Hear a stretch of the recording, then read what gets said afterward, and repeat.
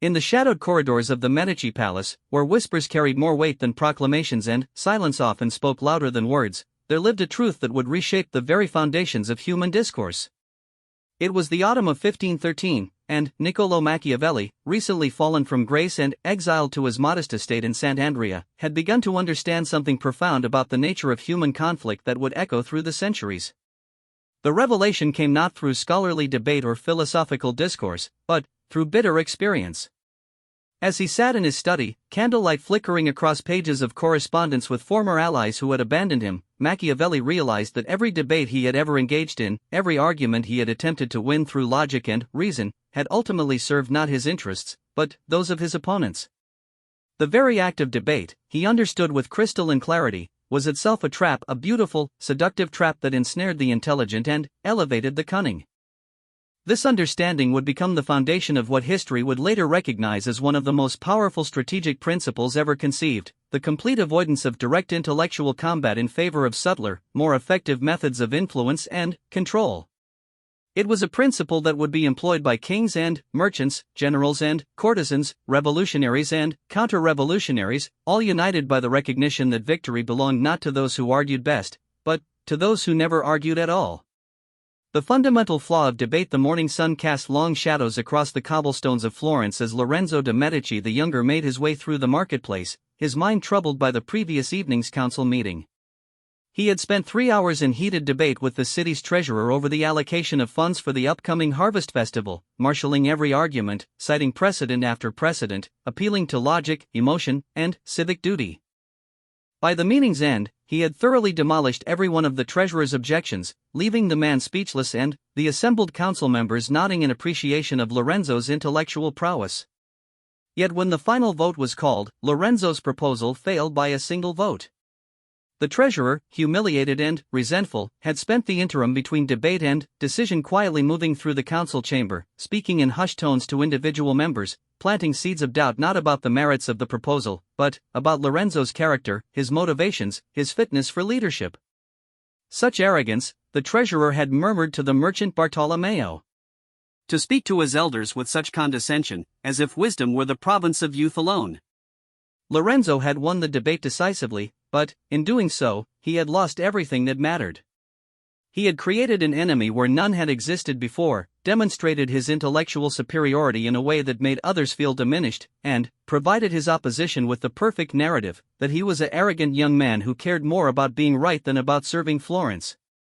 The debate had become not about policy, but about personality, and, in that transformation, Lorenzo's superior arguments became evidence against him rather than for his position.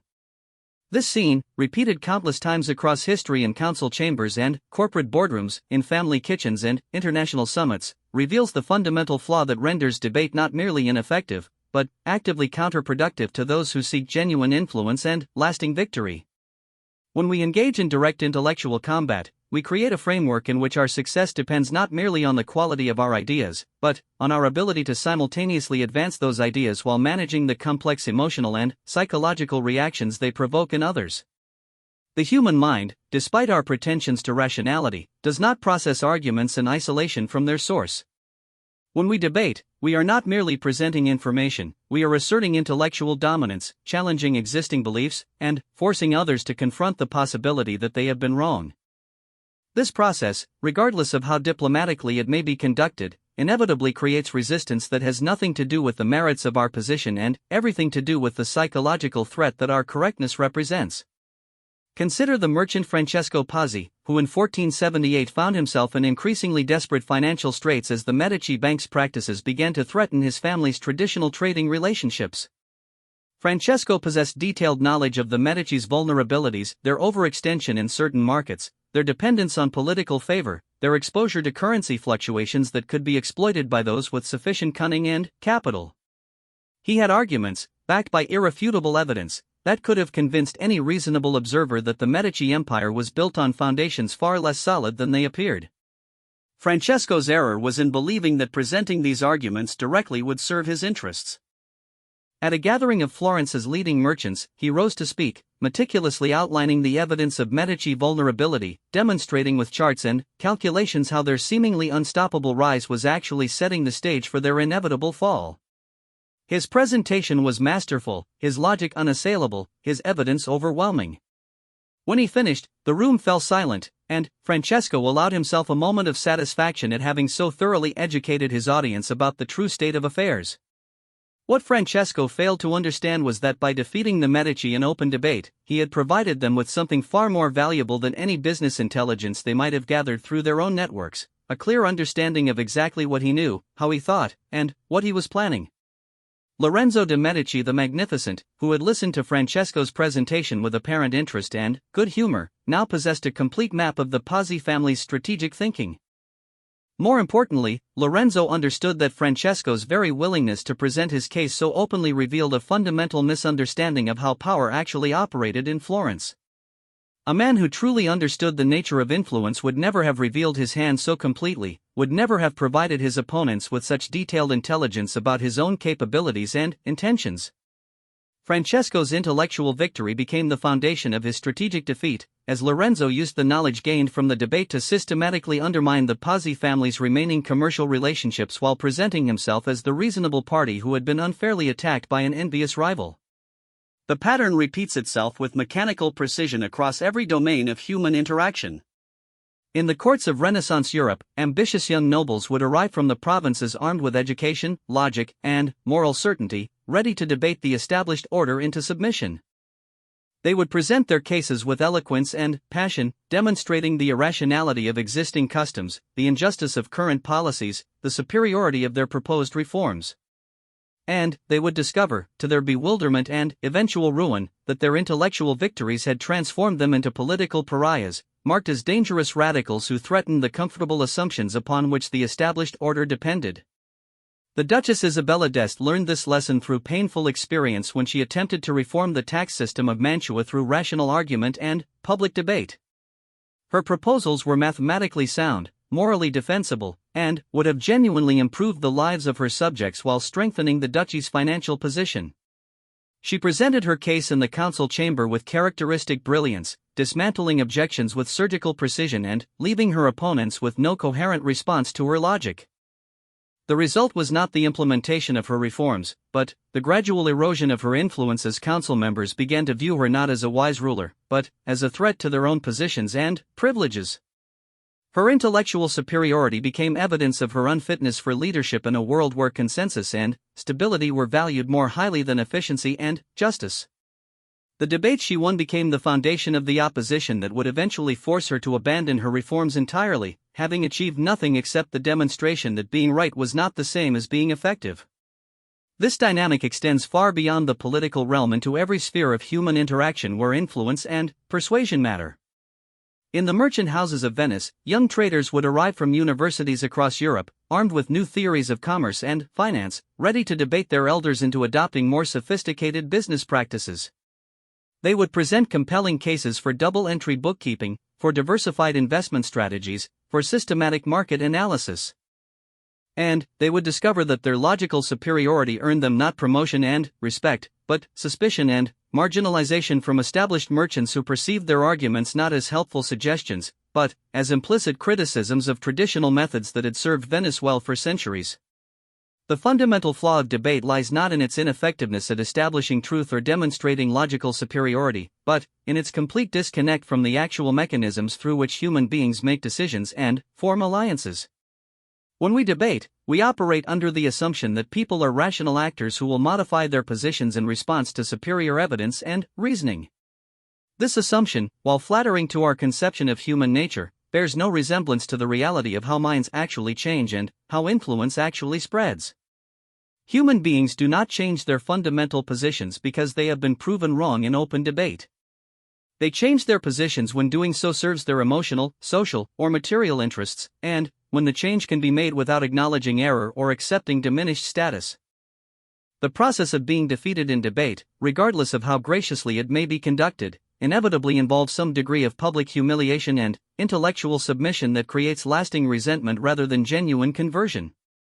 Moreover, the very structure of debate creates artificial constraints that often prevent the most effective solutions from emerging.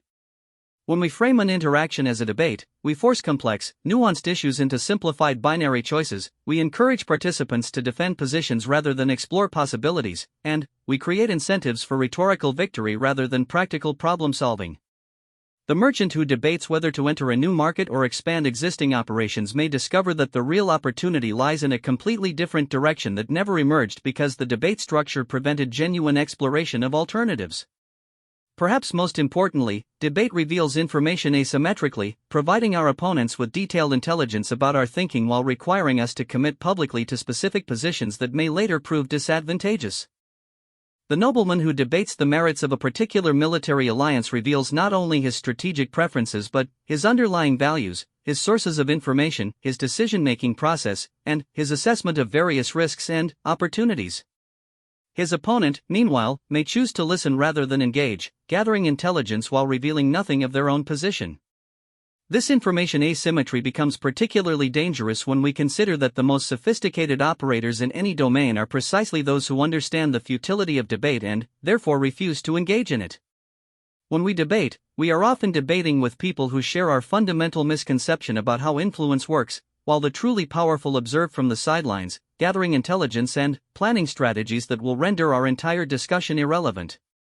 The tragedy of debate is not that it fails to produce intellectual satisfaction. Indeed, few things are more satisfying than the experience of thoroughly dismantling an opponent's arguments through superior logic and evidence. The tragedy is that this satisfaction comes at the cost of actual effectiveness, that the pleasure of being right becomes a substitute for the more difficult but more rewarding process of actually achieving our objectives in the real world of human relationships and institutional power. The art of strategic silence in the winter of 1503, as snow blanketed the hills surrounding the papal court, Cardinal Alessandro Farnese faced a crisis that would define not only his own future, but the trajectory of the Catholic Church for generations to come. Pope Alexander VI had died under mysterious circumstances, his successor Pius III had lasted barely a month, and now the College of Cardinals was deadlocked over the selection of the next pontiff. The French faction supported Cardinal Georges d'Amboise, the Spanish rallied behind Cardinal Francisco Jiménez de Cisneros, while various Italian nobles promoted their own candidates with increasing desperation. Alessandro possessed information that could have decisively influenced the election. Through his network of contacts in the Borgia household, he knew details about Alexander VI's death that would have eliminated the Spanish candidate entirely. From his connections among the French court, he understood the true nature of d'Amboise's instructions from King Louis XII, information that would have horrified the Italian cardinals and destroyed the French candidacy. Most importantly, through careful observation and discreet inquiry, he had identified the one candidate who could command broad support while serving Alessandro's own long-term interests, Cardinal Giuliano della Rovere. A lesser man might have seen this as the perfect opportunity for a dramatic intervention. Alessandro could have called for a special session of the college, presented his evidence with appropriate theatrical flourish, and demonstrated his superior intelligence and political acumen to his colleagues. He could have emerged as the kingmaker whose decisive arguments had resolved the crisis and elevated the new pope. Such a course would have satisfied every instinct toward intellectual display and public recognition that drives ambitious men to seek positions of power. Instead, Alessandro did nothing that could be observed. He attended the formal sessions of the college with appropriate solemnity, voted when required, spoke only when directly addressed, and gave no indication that he possessed any special knowledge or insight into the situation. To casual observers, he appeared to be simply another Italian cardinal of moderate influence, following rather than leading the complex negotiations that consumed the attention of his more visibly active colleagues. But Alessandro's apparent passivity masked a campaign of extraordinary sophistication and effectiveness. While others debated openly in the consistory hall, he conducted private conversations in the corridors, speaking not about candidates or politics, but about seemingly unrelated matters: the beautiful frescoes in the Sistine Chapel, the quality of wine from various regions, the health of mutual acquaintances. These conversations, which appeared to be mere social pleasantries, were carefully crafted to plant specific ideas and create particular impressions. To Cardinal Marco Vigirio, Alessandro mentioned his concerns about the increasing influence of foreign powers in church affairs, not as a political argument but as a personal observation about changes he had noticed during his years of service. To Cardinal Francesco Soderini, he spoke admiringly of leaders who combine strength with wisdom, illustrating his point with historical examples that happened to match precisely the qualities that distinguished Giuliano della Rovere from other candidates. To Cardinal Bernardino Lopez de Carvajal, he expressed his hope that the next pope would be someone who understood both Italian traditions and international realities, again without mentioning any specific candidate but creating a framework within which della Rovere appeared uniquely qualified. Each conversation was brief, apparently casual, and left the other cardinal with the impression that he had reached his own conclusions through independent thinking rather than been persuaded by Alessandro's arguments. More importantly, none of these conversations could be traced back to any coordinated campaign or interpreted as evidence of Alessandro's political ambitions.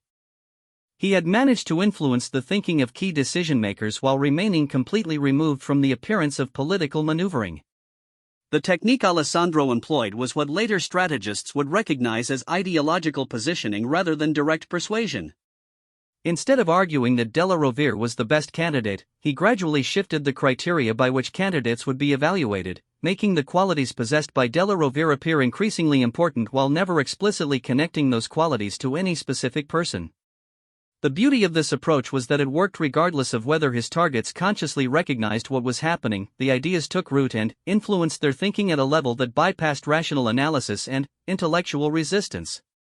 When Cardinal Ascanio Sforza began to express doubts about the French candidate's commitment to Italian interests, he believed he was responding to his own observations and reflections, not realizing that his concerns had been carefully cultivated through Alessandro's seemingly innocent comments about the importance of understanding local customs and traditions.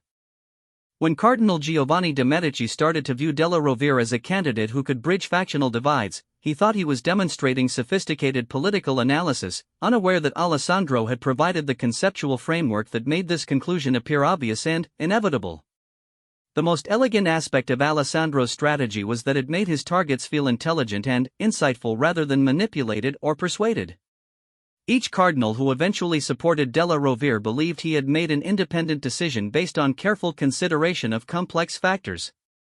They felt pride in their political acumen rather than resentment at having been influenced, which meant their support was genuine and lasting rather than grudging and temporary. When Giuliano della Rovere was finally elected as Pope Julius II, Alessandro had achieved a complete victory without ever having been seen to compete. He had installed a pope who shared his vision for church reform and would advance his career. He had done so without creating enemies or revealing his methods, and he had positioned himself as a loyal supporter rather than a political operative. Most importantly, he had gathered detailed intelligence about the thinking and motivations of his colleagues, information that would prove invaluable in future negotiations and conflicts. The contrast with his colleague Cardinal Giovanni Battista Zen illustrates the profound difference between strategic silence and conventional political maneuvering. Zen possessed similar information and comparable influence, but he chose to deploy these assets through open debate and public argument. During the crucial sessions of the college, Zen rose repeatedly to speak, presenting carefully reasoned arguments for why various candidates were unsuitable, explaining the political and theological implications of different choices, demonstrating his superior understanding of church law and international relations. Zen's arguments were brilliant, his logic was unassailable, and his conclusions were largely correct. He successfully demolished the cases for several candidates, exposed the weaknesses in various proposals, and established himself as one of the most informed and thoughtful voices in the college.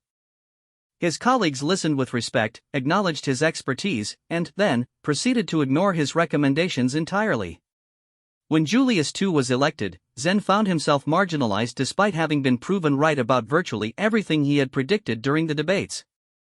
The difference between Alessandro's success and Zen's failure illustrates a fundamental principle that extends far beyond ecclesiastical politics into every realm where influence and power matter.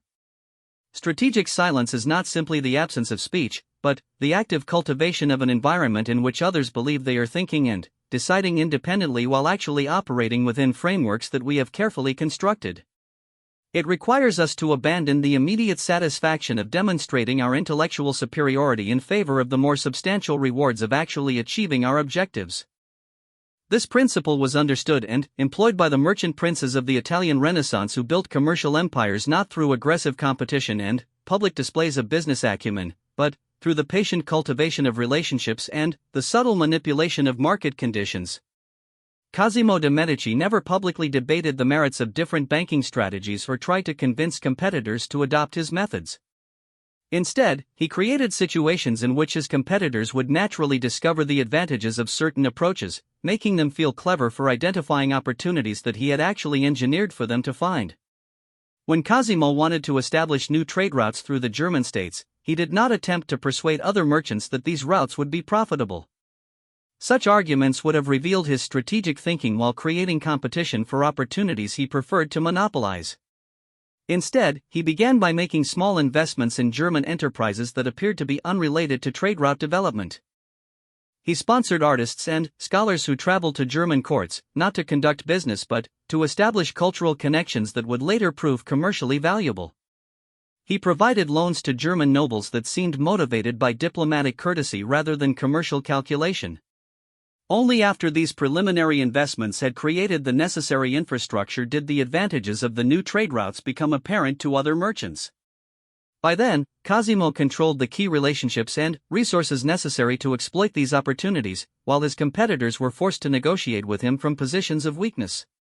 They had discovered the opportunities through their own analysis and enterprise, which meant they felt no resentment toward Cosimo for his success, but they could only benefit from these discoveries by accepting junior partnership in enterprises he controlled. The sophistication of this approach extended to every aspect of Cosimo's commercial operations. When he wanted to influence the pricing policies of rival banks, he did not attempt to coordinate prices through direct negotiation, which would have been both legally dangerous and strategically revealing. Instead, he created market conditions that made certain pricing strategies appear naturally advantageous while making others seem obviously unsustainable. Competitors adopted the pricing structures he preferred because they appeared to serve their own interests, not because they had been persuaded or coerced. The technique of strategic silence requires us to think several moves ahead, like chess players who sacrifice short-term advantages to create long-term positioning that ensures eventual victory. It demands that we resist the natural human impulse to claim credit for our insights and, instead, find satisfaction in the achievement of our actual objectives.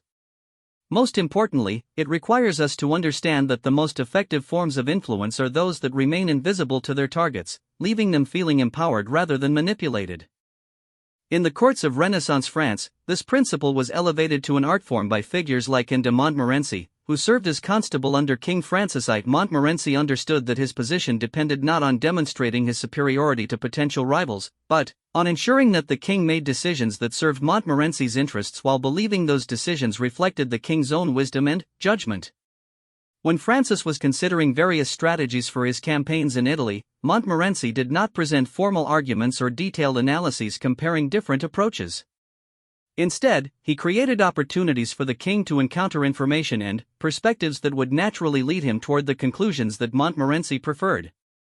Montmorency arranged for the king to meet with veterans of previous Italian campaigns, not to argue for specific strategies but to share their experiences in ways that highlighted particular risks and opportunities. He facilitated conversations between the king and Italian merchants who happened to possess information about enemy troop movements and supply challenges. He organized hunting expeditions and dinner parties where the king could observe the behavior and capabilities of various nobles who might serve as commanders, allowing Francis to form his own impressions rather than being told what to think about potential allies and subordinates. Through this process, Montmorency guided the king toward strategic decisions that served France's interests while also positioning Montmorency himself as an indispensable advisor and executor of royal policy. Francis believed he was making independent judgments based on his own analysis and observation, which meant he felt pride and ownership in the outcomes rather than dependence on Montmorency's counsel. This dynamic created a sustainable foundation for Montmorency's influence that survived changes in political fortune and military circumstances that might have undermined a relationship based on explicit persuasion and debate. The power of strategic silence lies in its ability to create genuine rather than grudging cooperation. When we convince others through argument and debate, we force them to acknowledge that our thinking is superior to theirs, which creates an inherently unstable foundation for ongoing relationships. They may accept our arguments in the moment, but they will constantly seek opportunities to reassert their own intellectual independence and demonstrate that they are not merely followers of our lead. In contrast, when we influence others through strategic silence, We allow them to maintain their self-conception as independent thinkers while actually ensuring that their thinking develops along lines that serve our interests. They become genuine advocates for positions that benefit us because they have convinced themselves of the wisdom of these positions through their own analysis and reflection. This creates sustainable influence that strengthens rather than weakens over time, as our allies develop increasingly sophisticated rationales for choices that we have subtly guided them toward making. The mechanisms of indirect influence. The autumn of 1519 brought unprecedented tension to the court of Emperor Charles V, as representatives from across his vast domains gathered in Brussels to negotiate the complex web of treaties, trade agreements, and territorial arrangements that would shape European politics for generations. Among the assembled diplomats, merchants, and nobles, few commanded more respect than Antonio de Leyva, the Spanish general whose victories in Italy had established him as one of Charles's most trusted advisors. Yet those who observed de Leyva carefully during the negotiations would have noticed something remarkable. Despite his reputation and influence, he rarely spoke during formal sessions, never presented detailed proposals, and seemed content to observe while others took the lead in discussions. This apparent passivity was, in fact, one of the most sophisticated campaigns of influence ever conducted in the complex world of Renaissance diplomacy. De Leyva understood that the real work of negotiation happened not in the grand halls where formal sessions took place, but in the countless informal interactions that occurred between official meetings. While others focused on crafting persuasive arguments and developing clever rebuttals, he concentrated on understanding the personal motivations, fears, and ambitions of every significant participant in the negotiations. Through careful observation and discreet inquiry, de Leyva identified the key relationships that would ultimately determine the outcome of the negotiations. He discovered that the French ambassador's position was constrained by instructions that had been written before recent changes in military circumstances, creating an opportunity to offer solutions that would allow the ambassador to exceed his mandate without appearing to disobey orders. He learned that the Venetian representative was under pressure to secure certain commercial concessions that had nothing to do with the main political issues being discussed, opening possibilities for creative package deals that could satisfy multiple parties simultaneously. Most importantly, de Leyva recognized that the English delegation was operating under a fundamental misunderstanding about Spanish intentions in the Netherlands, a misunderstanding that was causing them to oppose proposals that would actually serve English interests. Rather than correcting this misunderstanding through direct argument, which would have required him to reveal sensitive information about Spanish strategy while potentially embarrassing the English representatives, de Leyva chose a more elegant approach. He began by arranging seemingly casual encounters between the English delegates and Spanish merchants who were not officially connected to the diplomatic mission. These merchants, carefully coached by de Leyva, spoke enthusiastically about business opportunities that would emerge from the proposed treaties, describing in detail how the arrangements would create new markets for English goods while reducing competition from French and Italian producers. The English delegates heard this information as independent commercial intelligence rather than diplomatic advocacy, which made it far more credible and persuasive than any official Spanish presentation could have been. Simultaneously, de Leyva orchestrated a series of conversations between English and Flemish representatives, ostensibly focused on technical details of textile regulations but actually designed to demonstrate how the proposed arrangements would benefit both parties. The Flemish representatives, who had been separately convinced of the value of the agreements through their own channel of influence, spoke naturally and convincingly about the advantages they perceived, providing the English with confirmation from a neutral source that the Spanish proposals were genuinely beneficial rather than one-sided. The brilliance of this approach was that it addressed the English concerns without requiring de Leyva to acknowledge that those concerns existed. The English delegates began to revise their understanding of Spanish intentions based on evidence they had gathered independently, which meant they could change their positions without admitting they had been wrong or accepting that they had been outmaneuvered by Spanish diplomacy.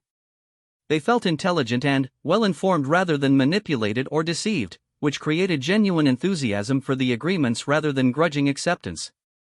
This technique of orchestrated discovery allowed de Leyva to resolve multiple conflicts simultaneously without ever appearing to take sides or advocate for specific positions.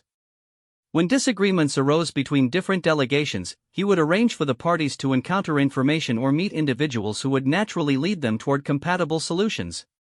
He never mediated disputes directly, which would have made him responsible for the outcomes and potentially created resentment from parties who felt their interests had been sacrificed. Instead, he created conditions in which the parties would discover mutually beneficial arrangements through their own initiative and analysis. The French ambassador's constraint regarding territorial concessions was resolved when he encountered a Flemish cartographer who happened to possess detailed maps showing that the disputed territories contained valuable mineral deposits that had not been previously recognized. This information allowed the ambassador to present the concessions as advantageous exchanges rather than surrenders, giving him the justification he needed to agree to terms that exceeded his original instructions while actually serving French interests better than his original negotiating position would have achieved. The Venetian commercial concerns were addressed through a carefully arranged dinner conversation between the Venetian representative and a German merchant who described new trading opportunities that would emerge in Central Europe under the proposed political arrangements. The Venetian learned about these opportunities through social conversation rather than formal negotiation, which meant he could pursue them without appearing to have compromised his official position or accepted inferior terms on the main political issues. Throughout this process, de Leyva maintained detailed intelligence about the evolving positions and internal discussions of every delegation. His network of contacts provided him with advance warning of potential problems, allowed him to anticipate objections before they were raised, and gave him the information necessary to design solutions that would appear attractive to all parties. Yet because his influence operated through indirect channels, none of the other participants realized the extent to which their thinking was being shaped by information and encounters that he had orchestrated. The final agreements that emerged from the Brussels negotiations were widely hailed as a triumph of diplomatic skill and international cooperation. Each delegation believed they had achieved better terms than they had originally hoped for, and the complex arrangements satisfied the competing interests of all major parties in ways that had seemed impossible when the negotiations began. De Leyva's role in orchestrating these outcomes remained largely invisible, which meant he received credit for the success while avoiding responsibility for any costs or compromises that individual parties might later regret. This pattern of indirect influence through orchestrated discovery represents one of the most powerful techniques available to those who seek to shape outcomes without engaging in direct confrontation or explicit persuasion. It works by aligning the natural human tendency to resist external influence with our desire to achieve our objectives, creating situations in which others make the choices we prefer because those choices serve their own interests and reflect their own analysis rather than our advocacy. The technique requires sophisticated understanding of human psychology and group dynamics, but it operates according to principles that can be learned and applied across a wide range of contexts. The essential elements are comprehensive intelligence gathering to understand the true motivations and constraints affecting all relevant parties, creative problem solving to identify solutions that can satisfy multiple interests simultaneously, careful orchestration of information flow to ensure that parties encounter the evidence and perspectives that will lead them toward beneficial conclusions, and patient execution that allows natural decision-making processes to operate without apparent interference or manipulation. In the merchant houses of Augsburg, the banking family of Jacob Fugger employed these principles to build what was arguably the most successful commercial enterprise in European history. Fugger understood that his success depended not on outcompeting rivals through superior products or lower prices, but on creating an environment in which potential competitors would naturally choose to become his partners rather than his opponents. He achieved this transformation through a systematic campaign of indirect influence that operated simultaneously across political, economic, and social dimensions. When Fugger wanted to establish mining operations in new territories, he did not attempt to negotiate directly with local rulers or compete for mining rights through public bidding processes. Such approaches would have revealed his intentions while creating opposition from established interests and competing enterprises. Instead, he began by providing financial services to local merchants and nobles who were not directly connected to mining but who possessed influence over territorial policies and resource allocation decisions. These financial relationships, which appeared to be routine commercial transactions, were actually carefully designed to create dependencies that could be leveraged when mining opportunities became available. Fugger provided loans at favorable rates, offered expert advice on currency and trade matters, and facilitated profitable connections between his clients and his extensive network of international contacts. His clients prospered through these relationships and came to view Fugger as a valuable ally whose success contributed to their own prosperity. When mining opportunities arose, Fugger's clients naturally supported his applications for extraction rights, not because they had been persuaded or coerced, but because they understood that his success would strengthen the economic relationships they had come to value.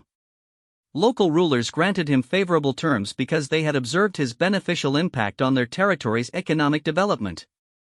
Competing enterprises found themselves unable to match the combination of technical expertise, financial resources, and political support that Fugger could bring to bear, not because he had defeated them in direct competition, but because he had created structural advantages that made competition futile.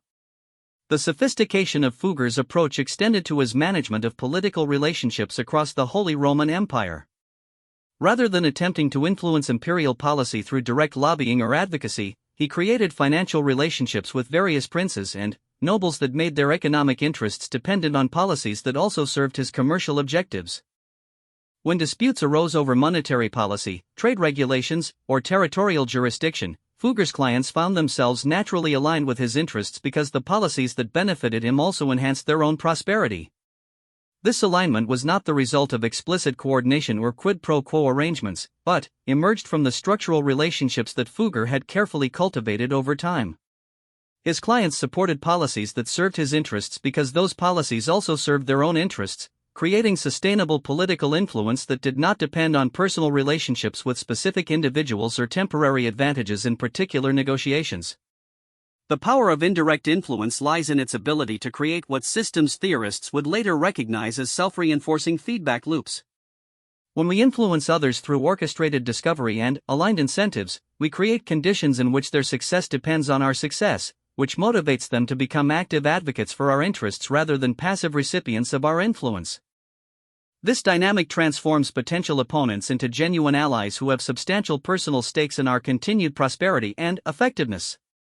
Moreover, indirect influence operates at a level that bypasses the psychological resistance mechanisms that humans have evolved to protect themselves from manipulation and exploitation. When people feel that they are being directly persuaded or coerced, they naturally activate mental defenses that make them suspicious of our motives and resistant to our suggestions. When they discover opportunities and solutions through their own investigation and analysis, these defensive mechanisms remain dormant, allowing them to evaluate information and possibilities with greater openness and creativity. The merchant Francesco d'Attini understood this principle when he built his commercial network across medieval Europe through what appeared to be separate business relationships but actually constituted a carefully orchestrated system of mutual dependencies and shared interests. d'Attini never attempted to create a centralized trading company that would have been vulnerable to political interference or economic disruption. Instead, he established partnerships with local merchants in each major city, providing them with access to his network of suppliers and customers while gaining local expertise and political protection in return. Each partnership appeared to be an independent commercial relationship, but collectively they formed a system that could adapt to changing political and economic conditions while maintaining operational effectiveness across diverse regulatory and cultural environments. When wars disrupted traditional trade routes, d'Attini's network could quickly shift operations to alternative paths that his competitors could not access. When economic conditions in one region created new opportunities, his partners could mobilize resources from across the network to exploit these opportunities before external competitors could respond effectively. The genius of d'Attini's approach was that it created a commercial empire that did not depend on his personal control or oversight. His partners were genuinely independent entrepreneurs who made their own decisions based on local conditions and opportunities, but those decisions naturally aligned with d'Attini's broader strategic objectives because the partners' success depended on the health and growth of the network as a whole. This structure proved remarkably resilient and continued to operate effectively even after d'Attini's death, because it was based on shared interests rather than personal relationships or hierarchical authority. These historical examples demonstrate that indirect influence is not a matter of clever tactics or psychological manipulation, but represents a fundamentally different approach to human relationships and organizational effectiveness. When we operate through direct persuasion and explicit authority, we create zero-sum dynamics in which our success requires others to accept subordinate positions or acknowledge our superiority. When we operate through indirect influence, we create positive-sum dynamics in which our success enhances the success of others, making cooperation natural and sustainable rather than forced and temporary. The transition from direct to indirect influence requires us to abandon some of our most cherished assumptions about how leadership and persuasion work. We must give up the immediate satisfaction of demonstrating our intellectual superiority in favor of the more substantial rewards of actually achieving our objectives. We must learn to find fulfillment in the success of others rather than demanding explicit recognition for our contributions. Most importantly, we must develop the patience and sophistication necessary to create complex systems of aligned interests rather than relying on simple cause and effect relationships between our actions and our desired outcomes. In the interconnected world of Renaissance commerce and politics, those who mastered these principles achieved levels of influence and effectiveness that appeared almost supernatural to their contemporaries. They seemed to possess an uncanny ability to predict political developments, to identify profitable opportunities before others recognized them, and to build alliances that remained stable even under extreme pressure. In reality, they were simply operating according to a more sophisticated understanding of how human systems actually function, using techniques that align natural human motivations with their strategic objectives rather than fighting against the grain of human psychology and social dynamics. The principles they employed remain as relevant today as they were 5 centuries ago, because they are based on fundamental aspects of human nature that transcend specific cultural and technological contexts. In any environment where multiple parties must cooperate to achieve complex objectives, the ability to create aligned incentives and orchestrate beneficial discoveries will prove more effective than the ability to win arguments or impose solutions through explicit authority. The methods may evolve with changing circumstances, but the underlying dynamics remain constant, offering timeless wisdom for those sophisticated enough to recognize and apply these principles in contemporary settings. The document reveals a fundamental truth about human influence that challenges our most basic assumptions about leadership, persuasion, and success. Through the carefully examined experiences of Renaissance figures who mastered the art of indirect influence, we see that the path to genuine power lies not in winning debates or demonstrating intellectual superiority, but in creating conditions where others naturally choose to act in ways that serve our interests. This principle operates across all human endeavors, from the most intimate personal relationships to the grandest political and commercial enterprises. Those who understand and apply these insights will find themselves operating with a level of effectiveness that seems almost supernatural to those still trapped in the conventional paradigms of direct confrontation and explicit persuasion. The choice between debate and strategic silence, between forcing outcomes and orchestrating discoveries, between commanding compliance and inspiring cooperation, represents one of the most fundamental decisions any ambitious person must make in their pursuit of lasting influence and meaningful achievement.